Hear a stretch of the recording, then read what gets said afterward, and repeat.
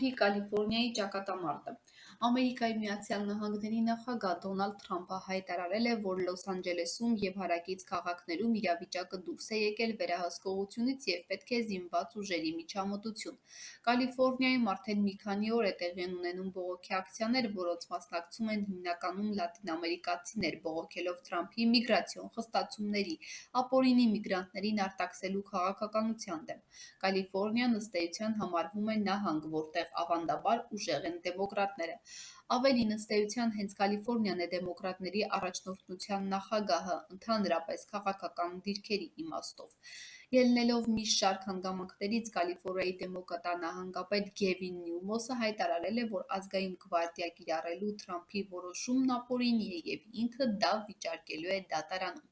Կալիֆոռնիայի այդ իմաստով աջակցել են Թրամփի որոշումը դատապարտել են դեմոկրատների կառավարման ներքո գտնվող երկու տասնյակ նահանգ։ Իրավիճակը Կալիֆոռնիայում կարող է դառնալ ներամերիկյան քաղաքական զարգացումների նոր ալիքի տրիգեր։ Գուցե ուշադրությունից պետք չէ բաց թողնել այն, որ այդ բռնկումները տեղի են ունենում գաղափարի բարձրաձայնմանը զուգահեռ, որ հնչեցրեց միլիարդատեր Իլոն Մասկը ամերիկյան նոր կուսակցություն ստեղծելու անհրաժեշտության մասին հայտարարությամբ, զուգահեռ գժտվելով Դոնալդ Թրամփի հետ։ Եթե Թրամփը տանուլ տա Կալիֆոռնիայի ճակատամարտը, ապա դա կարող է հանգեցնել դեմոկրատների դիրքերի ուժեղացմանը, թե Կոնգրեսի միջանկյալ ընտրությանը և թե նաև ընդհանրապես նախագահի հաջորդ ընտրություններին ընդառաջ։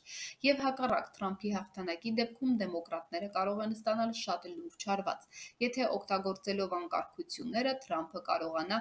գերակայության հասնել դեմոկրատների համար առանցքային նահանգներում։ Եթե Թրամփին հաջողվի փոխել Կալիֆոռնիայի տասնամյակների քաղաքական ստատուս քվոյի տրամաբանությունը, ապա դա անշուշտ կկարողանա կապիտալիզացնել համապետական մակարդակում։